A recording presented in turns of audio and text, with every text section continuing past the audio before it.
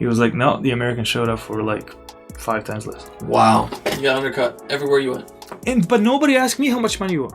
Yeah. Right? Like I wasn't even asked. Between the agent and the club, and you. Yeah, the agent talks, and like all I see is like all I hear is like later on I call him like, hey, what happened? Like, and I was like, I'm telling you, like at the time, it was just a tear, man. Like, what the fuck, man? I'm like, if somebody asks, why nobody asked me? I would play for 20K. You're listening to Bought with Nelly. He was wanted the fattest cut for himself. That's why he's. Well, he was getting like. I think it was 10% or something like that, right? Wow. Yeah. But like to me, it was like I don't care. I don't care. Yeah. Like I don't care, right? Like, so, but obviously he wants to get like a the best 10% out of it. Yeah. So he's boosting it like over 100K and stuff, and they're like, oh, you know, like no, it's gonna be 110 or 100 or whatever. And boom, like he shows up a American guy for 20K. And I'm like.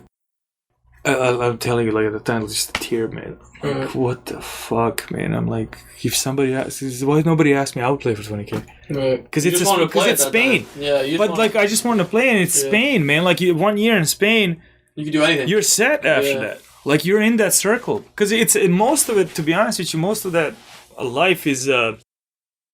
One guy, like one other friend, they played some EuroLeague. He told me I was on a tryout in a Red Star, and like we talked, and he goes. So I was asking him, like, you know, the experience, like, how was he? He goes, like, man, it's a magic circle. Like, if you get somehow to get in, like, once you're in, you're fine. But it's like, it's not a huge difference here, like, between the guy there and there. Like skill level? Yeah, he said you can play, like, well, not everybody, right? But, like, he was saying, like, you can play there, no problem. But the problem is getting in. Right. Like, problem is getting a chance to get in there. So, like, that's, then came that Spain stuff. And I felt, like you're 0 for 3 when now I went, with the biggest worst luck possible. Interesting thing, like you asked me about the players, you know. Nemanja Bjelica, right? Bjelica, wow. So when I went for a tryout in Red Star, it was his tryout too. Wow. And I know, like we were from the same neighborhood too. But like it was crazy. We were like when I saw him when my brother's place a couple years ago, we were talking. So we were like talking about the tryout and stuff. But yeah. Anyway, so he was saying that thing about the Spain.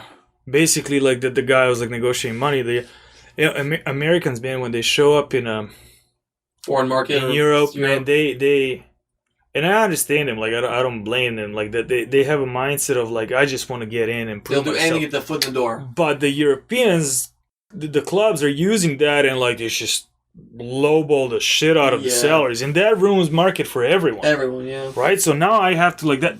There's no union, right? And there's no like agreement. No, that happened to me the next year in when I was or 2 years after that, like when I was in Romania, like I was like competing against another 2 Americans, like in I'll get to that point, but anyways, this guy showed up for 20, and they're like they signed him, and they're like they liked you better, but like it was like a huge.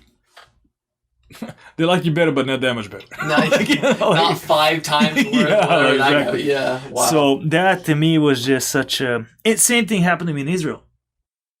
Exact same thing. I had another contact. Same thing. He was like, no, the Americans showed up for like 5 times less. Wow. You got undercut everywhere you went. But nobody asked me how much money you want.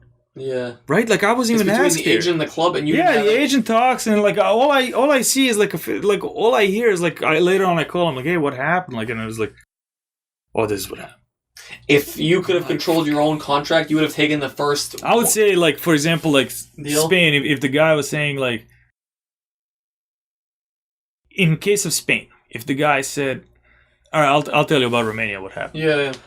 So I got married that year, and I came back to Europe just because I was like doing Canadian papers, and they told us they told me and my wife it goes faster if I'm out of country, doing it out of country than within the country, right?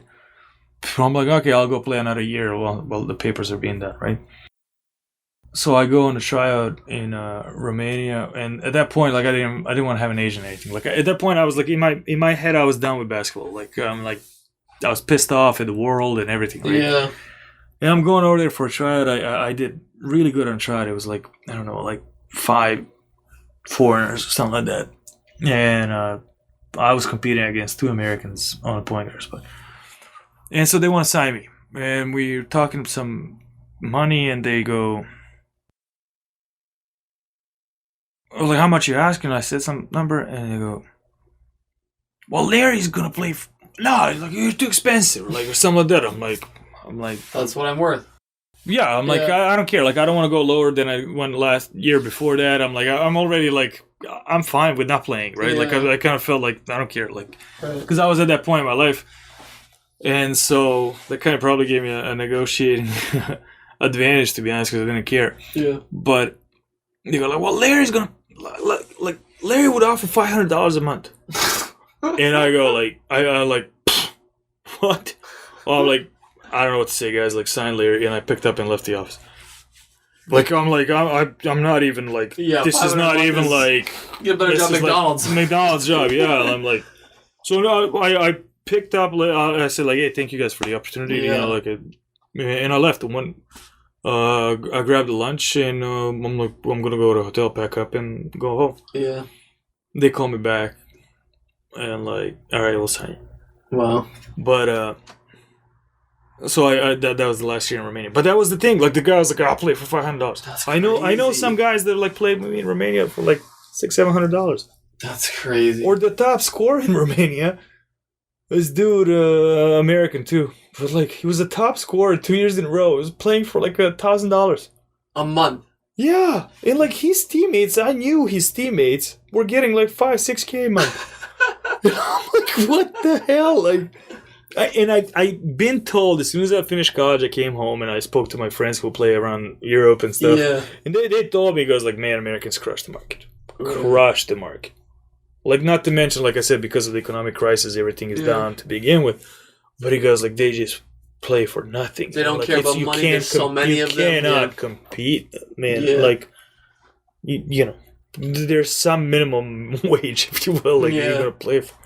And so, yeah, that's what happened. And then I saw it firsthand, man. Like, I experienced, that was my experience, like, that I almost ended up in Spain. I didn't. That was my biggest...